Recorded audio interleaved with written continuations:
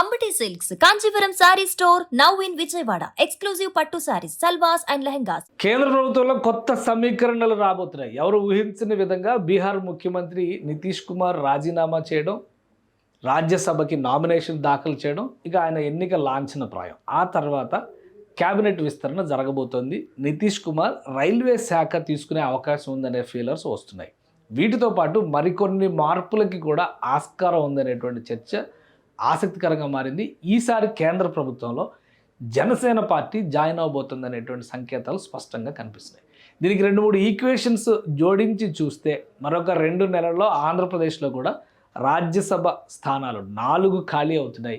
వాటిపైన చర్చ నడుస్తోంది. ఒకవేళ జనసేన నుంచి కేంద్ర మంత్రివర్గంలోకి రావడానికి ఉన్న అవకాశాలు ఏంటి ఒకసారి విశ్లేషించేటువంటి ప్రయత్నం చేద్దాం. ప్రస్తుతం జనసేన పార్టీ నుంచి 2 నాయకులు ఎంపీలుగా కేంద్రంలో రిప్రజెంట్ చేస్తున్నారు, అంటే లోక్సభలో రిప్రజెంట్ చేస్తున్నారు. వాళ్ళిద్దరూ ఆల్రెడీ తెలుసు, కొంత అనుభవం ఉన్నటువంటి బాలశౌరి మచిలీపట్నం కాన్స్టిట్యున్సీ నుంచి బందర్ లోక్సభ స్థానం నుంచి ఆయన రిప్రజెంట్ చేస్తున్నారు.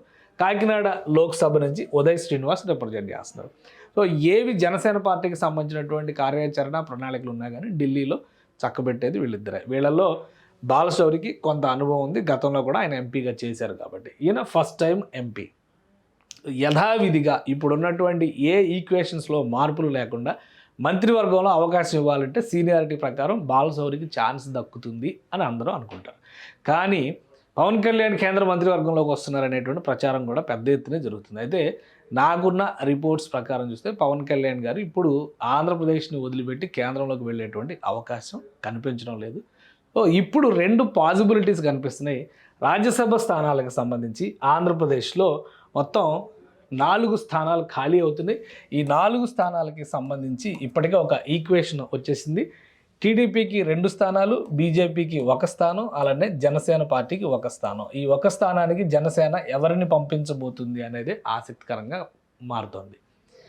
దీనిపైన కూడా 2 పాసిబిలిటీస్ కనిపిస్తున్నాయి. ఆ 2 పాసిబిలిటీస్ ఏం కావచ్చు, ఎందుకంటే ఆల్రెడీ కొన్ని పేర్లు వచ్చినాయి. లింగంనేని రమేష్ గారికి అవకాశం ఇస్తున్నారని, అలానే మరికొంతమంది జనసేన పార్టీకి వెనక నుండి సాయం చేసినటువంటి పెద్దలకి ఆహ్వానం ఇస్తున్నారని, సినిమా ఇండస్ట్రీలో ప్రముఖ నిర్మాతలుగా ఉండి పవన్ కళ్యాణ్ గారి కార్యాచరణ ప్రతి సందర్భంలోనూ ఆయనకు అండగా నిలుస్తున్నటువంటి వ్యక్తులకి అవకాశం ఇస్తున్నారని, ఇవన్నీ కూడా చర్చలు నడుస్తున్నాయి.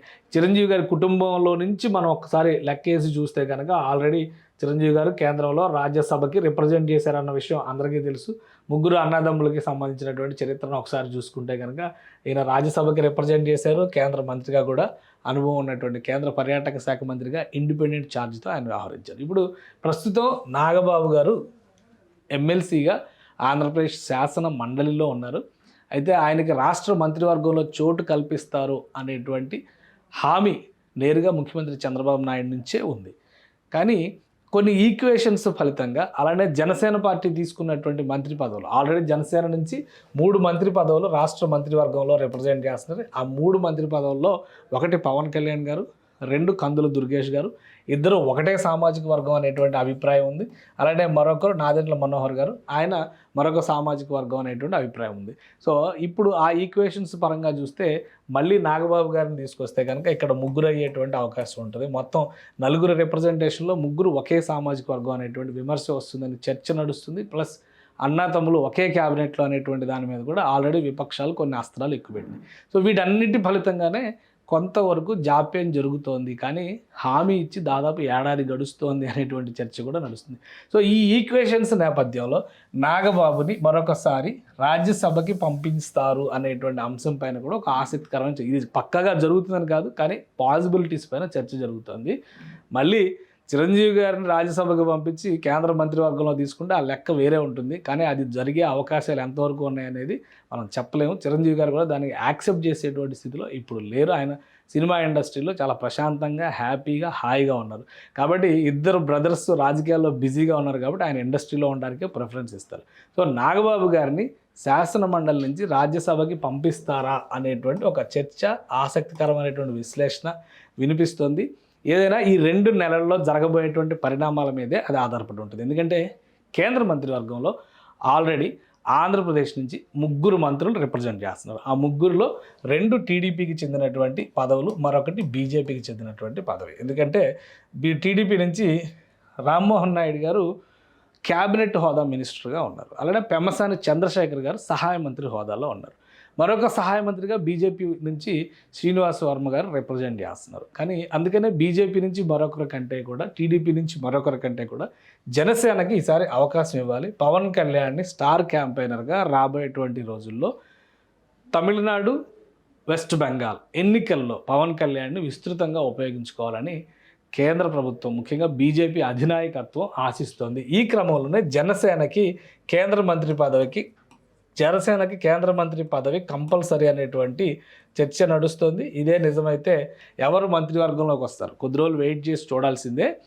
ఆల్రెడీ ఉన్నటువంటి ఎంపీల నుంచి కనుక అవకాశం కల్పిస్తే ఒకరికి ఛాన్స్ క్లియర్గా కనిపిస్తుంది. కొత్తగా అయితే ఎందుకంటే శాసన మండలి నుంచి రిప్రజెంట్ చేస్తున్నారు కాబట్టి నాగబాబు గారు, ఆయన రాజ్యసభకు వెళ్ళినా కానీ శాసన మండలిలో మరొకరిని నామినేట్ చేయడానికి అవకాశం ఉంటుంది. అది పబ్లిక్ ఎలక్షన్స్లోకి వెళ్ళేటువంటి అవకాశం లేదు కాబట్టి. సో రాష్ట్రంలో ఉన్నటువంటి సమీకరణల నేపథ్యంలో నాగబాబు గారిని రాజ్యసభకి పంపించవచ్చా అనే అంశం పైన కూడా ఇప్పుడు ఆసక్తికరమైన చర్చ జరుగుతుంది. తాజాగా ఎన్నికలు కంప్లీట్ అవుతున్నాయి. ఈ ప్రొసీజర్ కంప్లీట్ అయ్యి రాజ్యసభ ఎన్నికలు జరుగుతున్నాయి కాబట్టి అవి పూర్తయిన తర్వాత ఆంధ్రప్రదేశ్లో ఖాళీ అయ్యేటువంటి స్థానాలు, అంటే మొత్తం దేశవ్యాప్తంగా 73 రాజ్యసభ స్థానాలకు సంబంధించినటువంటి ఎన్నికలు పెండింగ్లో ఉన్నాయి. ఈ నెలలో దాదాపుగా 50 స్థానాలకి ఎన్నికల ప్రక్రియ పూర్తవుతుంది. తెలంగాణలో 2 స్థానాలు కూడా ఈ దఫానే పూర్తి చేయబోతున్నారు. నెక్స్ట్ ఫేజ్లో ఆంధ్రప్రదేశ్ నుంచి 4 రాజ్యసభ స్థానాలు ఖాళీ అవుతున్నాయి కాబట్టి ఈ 2 నెలల్లో ఏ ఆప్షన్ తీసుకోబోతారు, జనసేన కేంద్ర ప్రభుత్వంలో ఏ విధంగా ప్రాతినిధ్యం వహించబోతుంది అనేది చాలా ఆసక్తికరంగా మారినటువంటి అంశం.